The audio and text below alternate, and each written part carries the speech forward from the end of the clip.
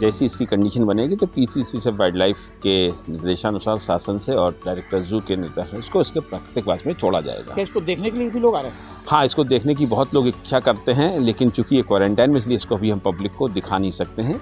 Otherwise ये stress में फिर से चला जाएगा। कानपुर में हिमालयन गिद्ध के पकड़े जाने का आज 5वां दिन है।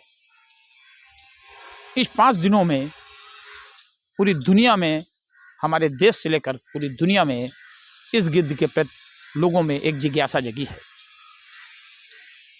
सफ़ेद गिद्ध कानपुर के ईदगाह कब्रिस्तान में पकड़ा गया था।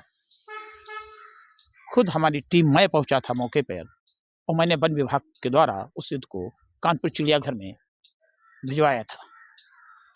शायद एक बेजुबान के प्रति मेरी भी एक थोड़ी सी ये संवेदना थी कि वो वहाँ तक पहुँच जाए, चिड़ियाघर में सुरक्षित रहेगा। चिड़ियाघर में वो कैसा है ये जानने के लिए हम खुद आए हैं कानपुर के प्राणी उद्यान चिड़ियाघर में, जहाँ पर इस गिद्ध को पिंजड़े में चिड़ियाघर के डिप्टी डायरेक्टर और पशु चिकित्सक डॉक्टर अनुराग सिंह की सीधी देखरेख में रखा गया है। आलम यह है कि प्रतिदिन सुबह से लेकर शाम तक अनुराग सिंह जी उसकी देखभाल कर रहे हैं। खुद वो इस समय उसी गिद्ध के पिंजड़े के बाहर खड़े हुए हैं। पिंजड़े के अंदर गिद्ध बैठा हुआ है। देखिए, उस दिन का गिद्ध, आज का गिद्ध। बिल्कुल कहते हैं ना कि जिसको अपने जीवन की सुरक्षा मिल जाए उसमें चेतना आ ही जाती है।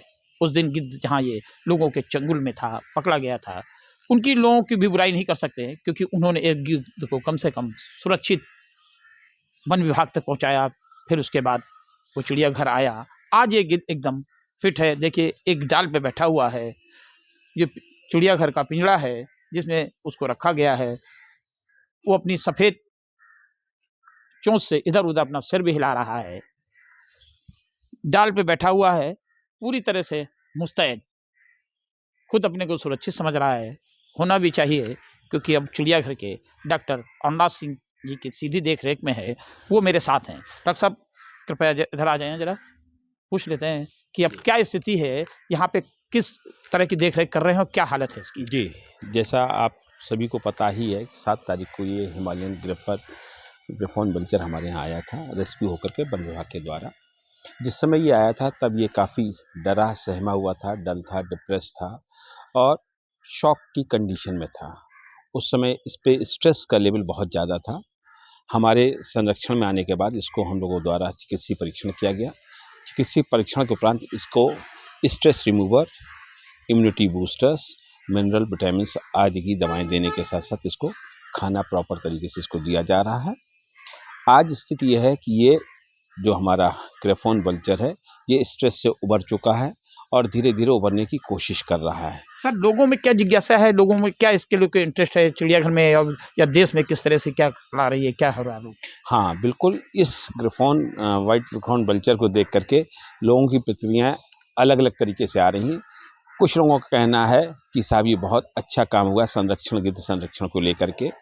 लोगों के फ़ोन भी आ रहे हैं, भोपाल से भी आ रहे हैं, हरियाणा से भी आ रहे हैं, अलग अलग तरीके से जहाँ जहाँ लोगों ने जिस तरीके से इसको रिपोर्टिंग देखी है उस तरीके से लोगों ने इसके प्रति अपने अपने अभिव्यक्ति दी है, अपनी अपनी प्रतिक्रियाएँ दी हैं।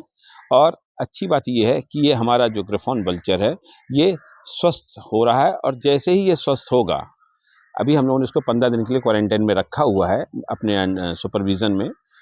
भोजन ये ठीक ले रहा है, वेट भी इसका लगभग 10 किलो के आसपास इस समय हो रहा है।